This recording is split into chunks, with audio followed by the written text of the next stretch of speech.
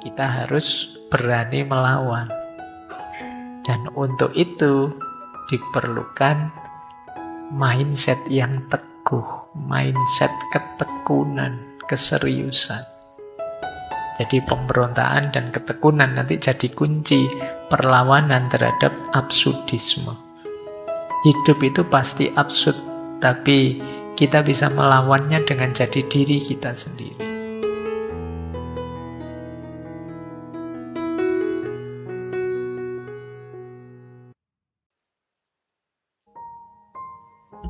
Apa positive mindset itu?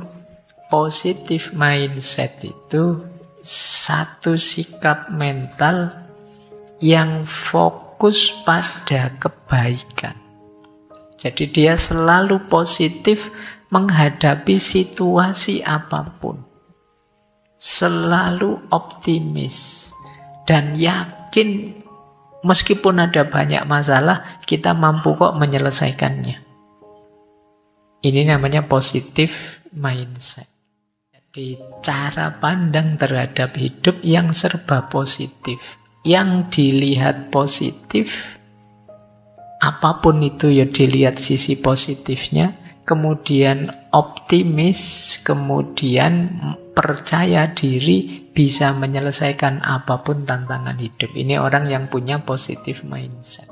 Kalau kalian masih sering pesimis, masih sering galau, masih mencemaskan masa depan, itu kemungkinan mindset kita belum terlalu positif. Cirinya apa positive mindset itu saya bawa beberapa ya. Orang yang mindsetnya positif, yang pertama dia optimis. Jadi optimis itu kan sederhananya yakin bahwa besok akan lebih baik. Iya sih sekarang ada masalah, tapi pasti besok akan membaik masalah ini. Jadi optimis itu bukan berarti lari dari masalah, tapi yakin bahwa masalah ini akan terselesaikan. Wong manusia itu canggih. Coba ya kalian renungi hidupmu. Kalian pasti kan sering takut ini, takut itu. Mau kuliah takut, iso ndak yo aku nanti kuliah. Mau lanjut S2 bisa ndak ya, saya S2, wong S1 aja pontang-panting dikejar-kejar misalnya. Sekarang kok S2. Itu kan akhirnya kamu masuk S2. Ternyata ya jalan. Ketakutanmu selama ini ternyata ndak terbukti. Ternyata yang sebelumnya itu ya ketakutan-ketakutan kosong. Ini kan namanya kamu ndak optimis sebelumnya. Padahal kalau kamu optimis, mungkin yang kalian rasakan sama, tapi kamu nyaman terus, enak terus sejak awal. Jadi ya optimis tidak jaminan kemudian semuanya beres, tapi dengan punya mindset yang optimis, hidupmu lebih gembira, lebih ceria. Kan ada orang itu yang pikirannya serba negatif, tidak bisa optimis. Temennya bergurau tertawa, jangan banyak tertawa, hatimu akan jadi keras. Kalau hatimu keras, maka kamu lah. Ya. Jadi hidup ini rasanya beban sekali, berat sekali. Seolah-olah Allah itu ngasih kita beban saja dalam hidup. Kita ndak boleh gembira, ndak boleh senang, ndak boleh tertawa-tawa. Jadi ini yang saya sebut mindsetnya pesimis. Perilaku-perilaku yang gampang menyeret kita dalam situasi putus asa kalau kita ndak optimis. Ini ciri pertama. Ciri kedua, resiliensinya tinggi. Orang mindset daya resiliensi itu daya untuk bangkit kembali. Meskipun jatuh, berdiri lagi. Gagal ya, bangkit lagi. Daya resiliensinya tinggi. Ya, resiliensi itu kadang digambarkan ada bouncing out, ada bouncing back, ada metamorfosis. Bouncing out itu misalnya kalian hidup di tengah situasi yang pahit sekali, di tengah situasi yang tidak mungkin, tapi tetap kalian bisa tumbuh hebat. Ini namanya kalian bisa bouncing out, bisa keluar, masih bisa. Temenmu ngaco semua, tapi di tengah teman-teman yang ngaco saya masih bisa beres. Itu daya resiliensimu tinggi. Jadi yang pertama ada bouncing back. Kalau bouncing back itu ya tadi, jatuh bangkit lagi, jatuh bangkit lagi. Semester lalu dapat nilai E, diulang, dapat E lagi, diulang lagi, dapat. Enggak apa-apa. Dosenmu sampai capek tapi kamu bangga. Saya Pak, resiliensinya tinggi Pak. Saya hebat Pak, saya tangguh saya Pak. Nah, itu resiliensi, jatuh bangun lagi, jatuh bangun lagi. Yang ketiga metamorfosis. Metamorfosis itu setelah mengalami kepahitan sedemikian rupa, kita tampil kembali dalam bentuk yang lebih indah. Nah ini resiliensi. Nah orang berpikir positif itu daya resiliennya tinggi. Tidak gampang mati kalau main. Tidak gampang jatuh, tidak gampang kalah. Jadi mungkin yang lain hebat, tapi kita tangguh. Tangguh itu ya kadang-kadang kita jatuh juga, kadang-kadang kita terjungkal juga, kadang-kadang kita kalah juga. Tapi bukan alasan untuk kita berhenti. Lanjut, bangkit terus. Nah ini yang disebut resilient. Kemudian bersyukur. Orang yang mindsetnya positif itu pasti banyak syukurnya. Karena dia melihat sekelilingnya banyak anugerah-anugerah. Banyak hal-hal yang positif. Kebalikannya nanti orang negatif mindset lebih melihat sisi negatifnya. Nah, orang yang lebih banyak melihat hal yang positifnya itu kan jatuhnya banyak bersyukur. Alhamdulillah. Jadi misalnya kalian melakukan ini itu, ada kurangnya ini, ada kurangnya itu, tapi kan pasti tidak 100% berkurang. Mesti ada bagian tertentu yang positif, bagian tertentu yang enak. Nah, itu yang dilihat sehingga membuat kita bersyukur. Saya pernah ngalami itu ya, zaman mahasiswa dulu. Naik bis, sama bisnya dioper-oper. Sampai 4 kali. Oh itu kan jengkelnya luar biasa. Tapi orang sebelah saya, dengan santainya dia bilang, enak ya mas, bisa ngalami macam-macam bis.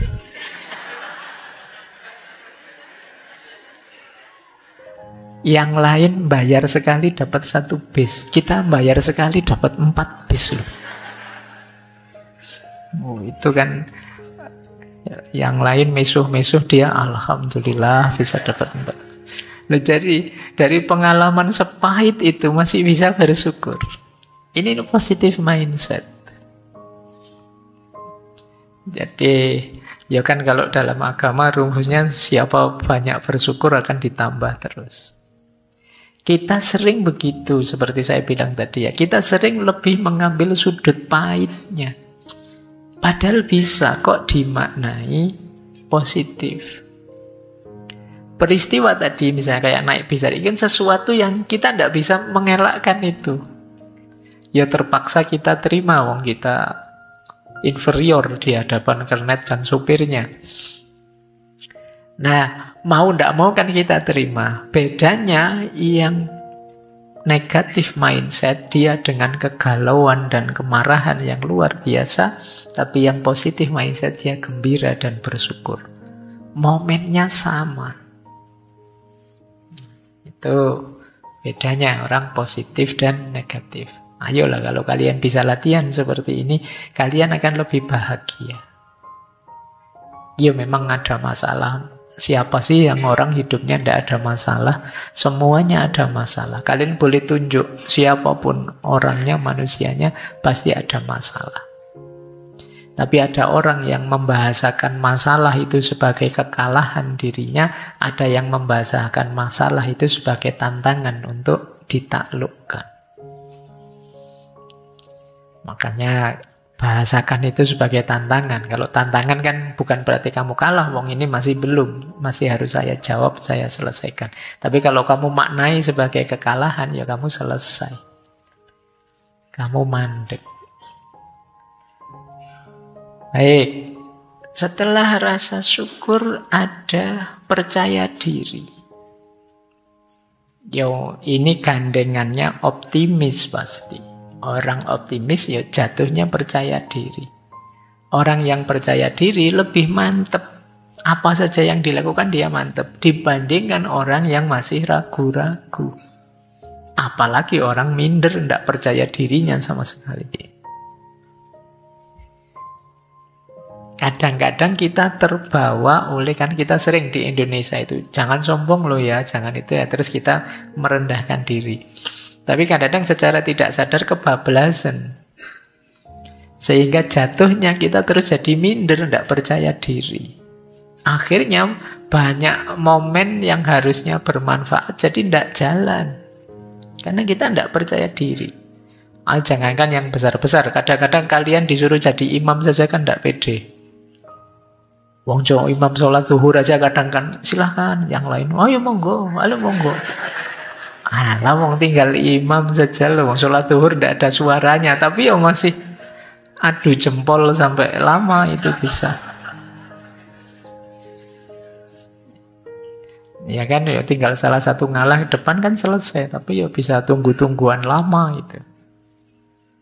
Nah, ini salah satu ilustrasi. Mungkin kalian juga sering begitu ya. Disuruh sambutan, mewakili, wah tidak berani lah yang lain saja. Disuruh apa saja tidak berani yang lain saja. Ya kalau kamu setengah percaya diri atau kamu minder atau apa, ya tidak maksimal.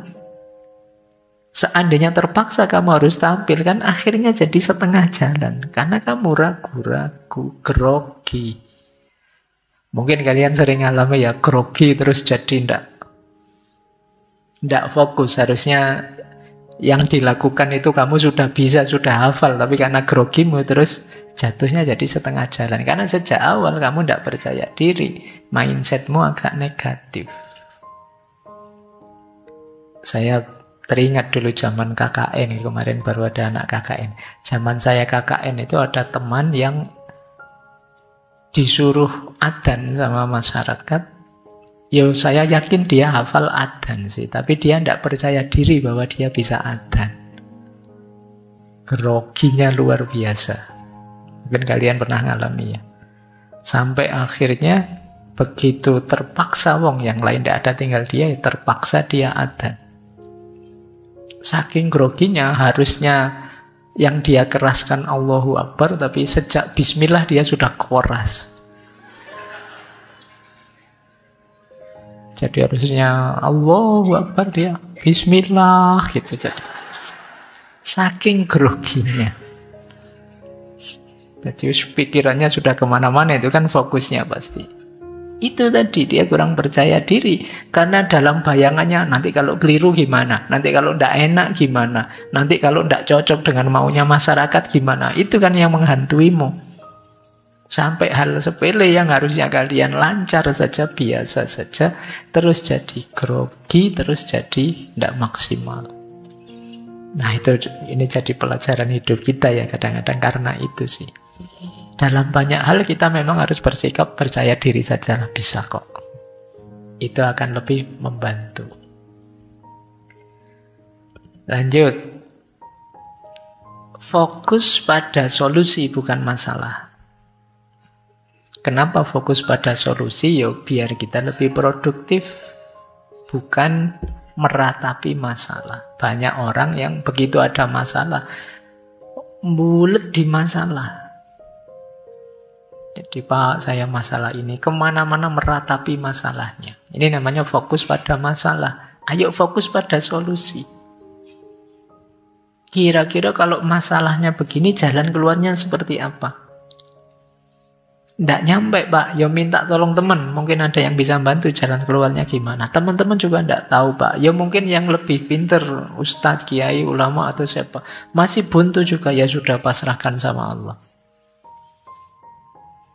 Jadi cuma kadang-kadang kita terlalu banyak meratapi masalahnya, merenungi masalahnya, bukan fokus pada mencari solusinya.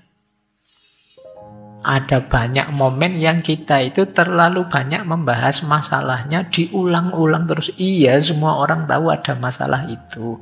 Solusinya sekarang bagaimana? Tapi kadang-kadang ya termasuk algoritmanya medsos itu kan sering itu mengulang-ulang fokus masalah.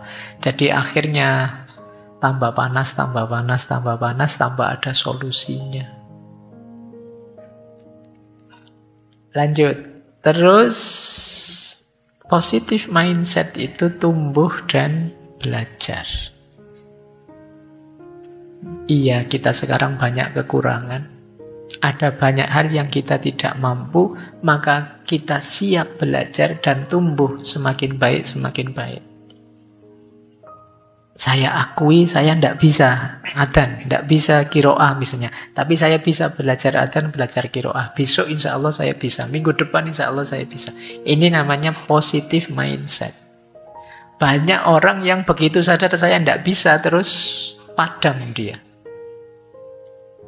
Merasa dirinya lemah, merasa dirinya hina, merasa dirinya rendah.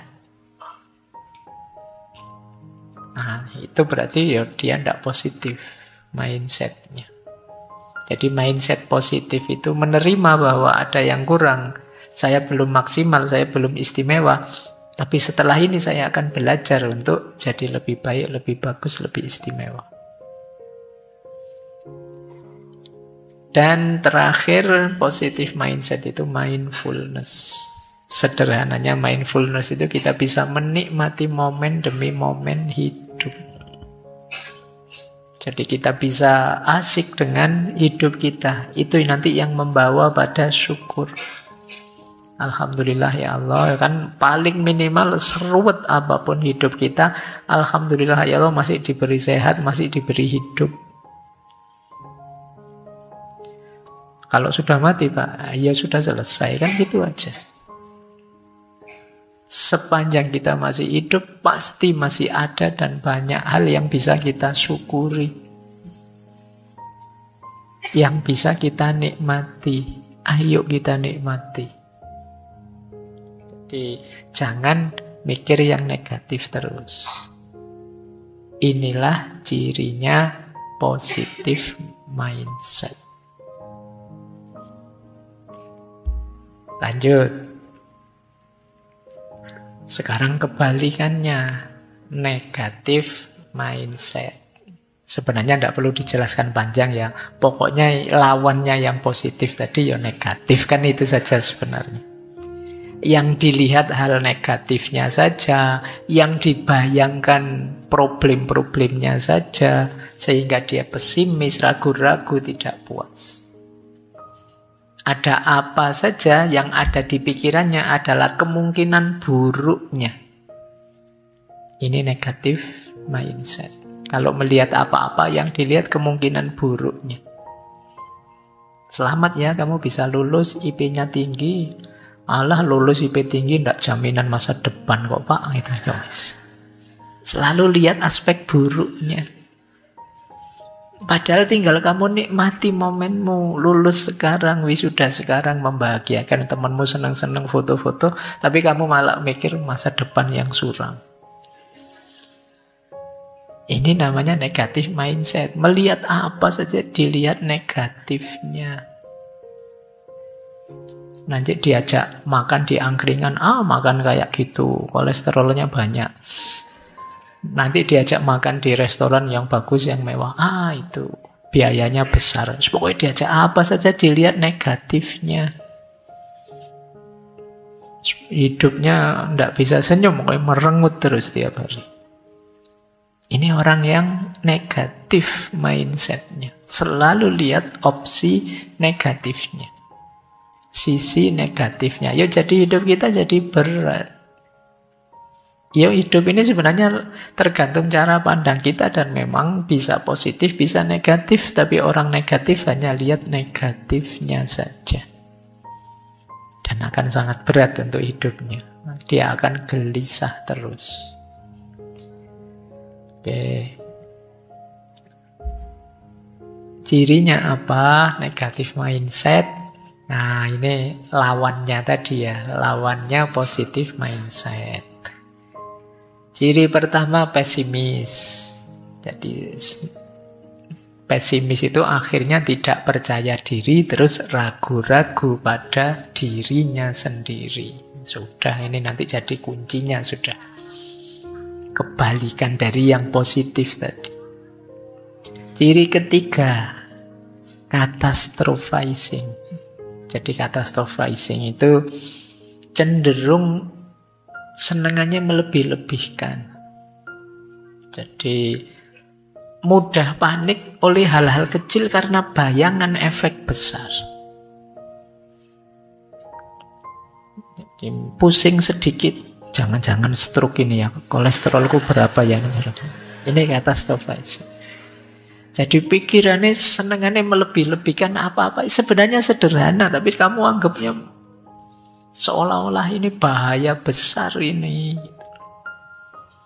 Sekedar satu mata kuliah nilaimu ada yang misalnya, wah ini mesti masa depanku hancur ini gara-gara satu nilai ini. Alah, wong cuma satu mata kuliah saja loh.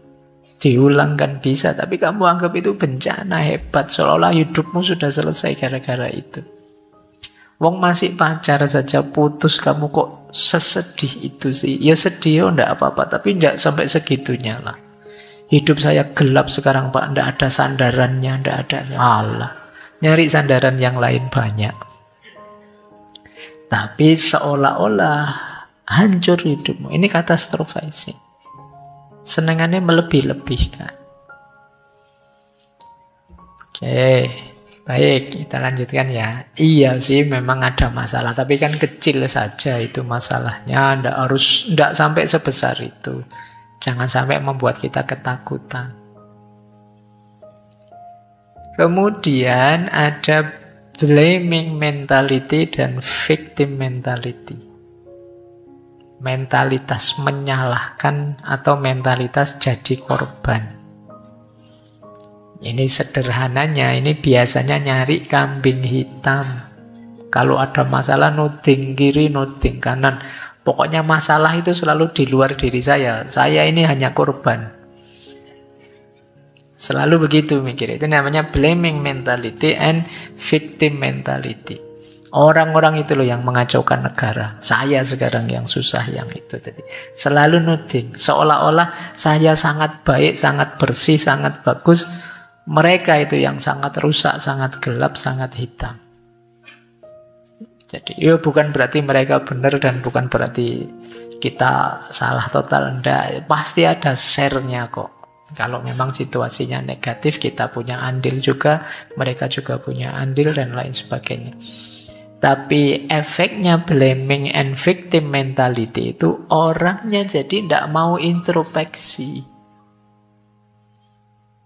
Kalau tidak mau introspeksi ya tidak ada kemungkinan perbaikan dari dirinya. Sementara kita tahu manusia itu tidak ada yang sempurna. Selalu ada kurangnya. Karena itu, Pak, apa tidak boleh Pak nyalain orang kalau orangnya memang benar salah? Ya boleh saja, tapi kamu jangan lupa dirimu sendiri. Jangan menutup mata, kadang-kadang kita juga punya andil yang salah, yang negatif. Jadi kadang-kadang kita ketakutan sendiri, khawatir disalahkan, khawatir direndahkan, terus kita blaming and victim mentality ini. Ya ruginya banyak mental ini, kita akan dijauhi orang. Jangan deket-deket teman itu, nanti kita jadi kambing hitamnya kalau dia ngalami apa-apa. Nanti kita yang dituding-tuding kalau dia ngalami yang negatif-negatif. Kamu kan tidak nyaman kalau punya teman tipe ini. Jadi dia yang berulah, kita yang disalahkan, dan dia yang merasa jadi korban. Sudah bagus misalnya makan kita traktir, terus perutnya mules, kita yang disalahkan. Oh kamu, saya tidak pernah semules ini gara-gara kamu traktir aja gitu. Itu Blaming and victim mentality. Jadi pokoknya orang lain yang salah. Terus perfeksionis. Jadi tidak mau ada cacat sekecil apapun tentang apa saja. Ini akan sangat berat. Jadi misalnya meja ini, Pak, sebenarnya saya sejak tadi tidak nyaman, Pak. Meja itu harusnya lebih ke kanan 5 cm, Pak. Kalau ini kan kurang tengah itu, Pak. Ini orang perfeksionis. Orang perfeksionis itu ya sampai level tertentu kadang-kadang bisa semacam gangguan jiwa. Dia gelisah kalau ada orang, kamu kopiahmu kok rodok miring, ya lurusin dikit gitu loh.